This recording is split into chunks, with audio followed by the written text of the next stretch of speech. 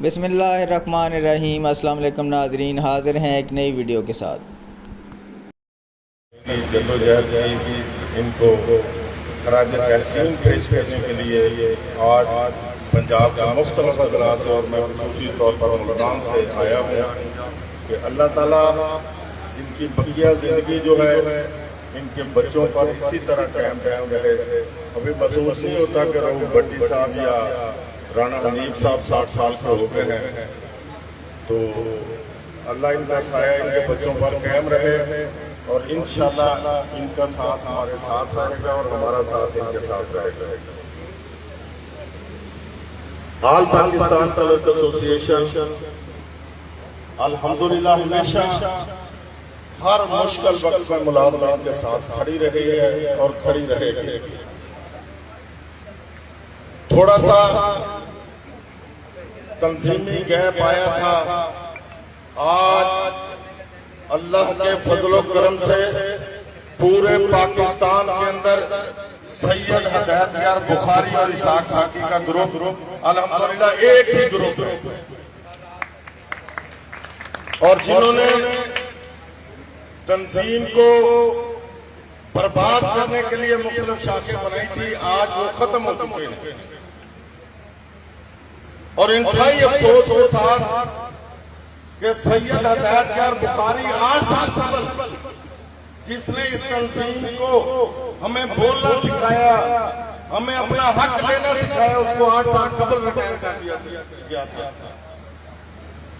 मैंने एक ही अज़म किया था कि इंशाअल्लाह सैयद हदायतयार बुखारी को उस वक्त जिस साजिश से हटाया गया था, आज फिर पूरे पाकिस्तान में उसका नाम रोशन करना है और करके दिखाया अल्हम्दुलिल्लाह। और इसके लिए जो मुझे करना पड़ा मैंने किया है। आज बुखारी साहब जब फोन करते हैं तो यकीन जानिए बड़े खुश होते हैं और उनकी खुशी हमारी खुशी है। बाकी मामला इंशाअल्लाह हुकूमत के साथ चलते रहते हैं और जो मुश्किल वक्त में काम करने का मजा आता है वो आसानियों में काम करने का मजा नहीं आता। मलिक जाकिर साहब बैठे हैं, राणा इम्तियाज साहब बैठे हैं, हमारे बड़े अरसा तक सरगोदा डिवीजन की क़यादत करते रहे। ये हमारे साथ थे इस्लामाबाद में, जफर अली खान साथ था, बाकी दोस्त साथ थे कि हमने 22 मई को एक मुजाहरा किया था 2010 में, हम पर पर्चे हो गए थे, हमारी बात ना सुनी गई। उसके बाद CNW में पंजाब की हमने इजलास किया और ये मेरे भाई इजलास में मौजूद थे। बहुत सारे दोस्तों ने मजूसी की बातें की, लेकिन जब मेरी बारी आई थी मैंने उस वक्त भी कहा था कि मायूस होने की जरूरत नहीं है, मुश्किलात आती हैं, फेस करेंगे तो अल्लाह कामयाबियां देगा। और आपने देखा कि फिर हमने 2 जून को इस्लामाबाद में मुजाहरा किया और उस साल हमने 50% लेकर मुलाजमीन की चोली में डाला था। और मैं आज भी कह रहा हूं कि मायूसी वाली बात नहीं है। ठीक है, गवर्नमेंट इस वक्त सालमाना कदम उठा रही है, महकमों को तोड़ा जा रहा है, वक्त होता है, आज हमें आजमाया जा रहा है। लेकिन मैं आपसे एक वादा करता हूं कि इंशाअल्लाह अल्लाह के फजल करम से इन लोगों की ये जरूरत नहीं है। इंशाअल्लाह सूद समेत 2 दिसंबर का नोटिफिकेशन भी वापस कराएंगे, लीव एनकरेजमेंट भी वापस लेंगे, 17 में वापस लेंगे और अदालत का स्टेटस भी बहाल करवाएंगे इंशाअल्लाह। चाहे उसके लिए हमें संगेला तेरी जुर्रत से इंकलाब आएगा। जो भी कदम उठाना पड़ा इंशाअल्लाह उठाएंगे। हमने 18 सितंबर की डेट दी थी, लेकिन बदकिस्मती से पंजाब में सैलाब आ गया।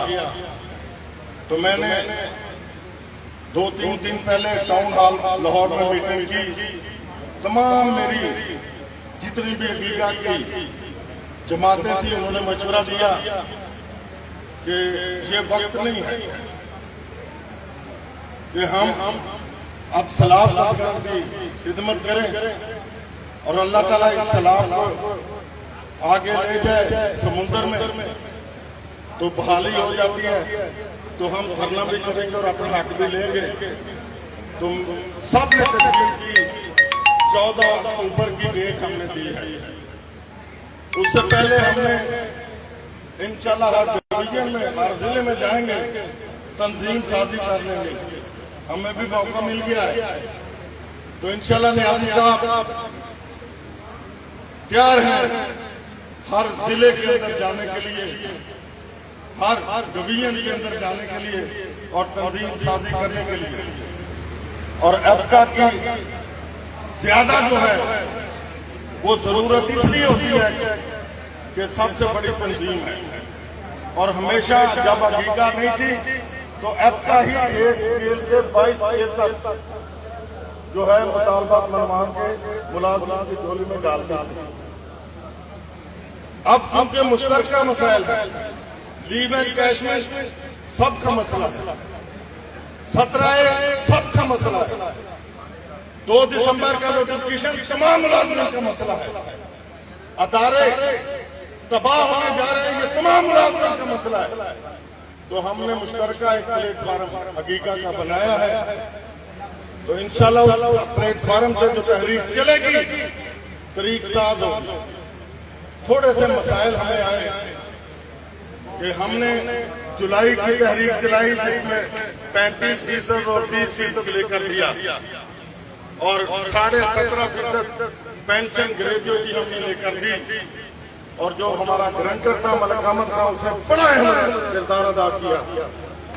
उसके बाद कोई अल्लाह की तरफ से नजर लगी, अक्टूबर की तहरीक जुलाई की तहरीक से भी बड़ी, लेकिन इंतहाई अफसोस के साथ कि कुछ दोस्त जो है वो ख्वाहिशमंद थे कि मैं लीडरी करूंगा तो पता नहीं क्या बन जाएगा, तो उन्होंने मुझे एतमाद में लिए बगैर एक शख्सियत से वादा लिया जो आज पंजाब की वजीर आला है, और उसके बाद कमेटी बनी। उसके बाद फिर हमें इस्लामाबाद में इस्तेमाल हुए, और वहां पर फिर हमने पूरी कुव्वत के साथ वहां से अभी 30% लिया। तो पंजाब की कमेटी अभी तक फरवरी से बन रही है, और फिर वही शख्सियत हमें सबक दे रहा है कि ऐसे नहीं ऐसे नहीं। लेकिन अब पंजाब ने फैसला कर लिया है कि हम इस्लामाबाद अब नहीं जाएंगे जब तक हमारा लीव एंड कैशमेंट, हमारा सप्लाई, हमारे अदालतों का तहफ्फुज़ और 2 दिसंबर का नोटिफिकेशन पंजाब गवर्नमेंट से वेदन नहीं करा लेते, हम किसी तरफ नहीं जाएंगे। पंजाब में तहरीक भी चलाएंगे और अपना बाकी इंशाल्लाह हुक्मरानों का गिरफ्तार पकड़ कर लेंगे। कुछ दोस्त हमारे सोशल मीडिया पर बैठकर, मैंने कभी नहीं उनका नाम सुना किसी एहतजाजी तहरीक में इस्लामाबाद में या लाहौर में हमारा साथ दिया होगा, लेकिन जबान दराजी उनकी बड़ी है, क्योंकि मोबाइल चलाना है और बात कर देनी। लेकिन हकीकत में सब तंजीमों को इकट्ठा लेकर चलना और सबको आगे लेकर चलना बहुत मुश्किल है। मुझे पता किस तरह हमने जोड़ के रखा हुआ है, और जो दोस्त इतने सुस्त हो गए, हमें कोई गवर्नमेंट ने फंड नहीं करना, क्योंकि हमारी तरबियत में है। हमें हदायत बुखारी ने जो तरबियत दी है, जनाब मोहम्मद इसाक साकी शहीद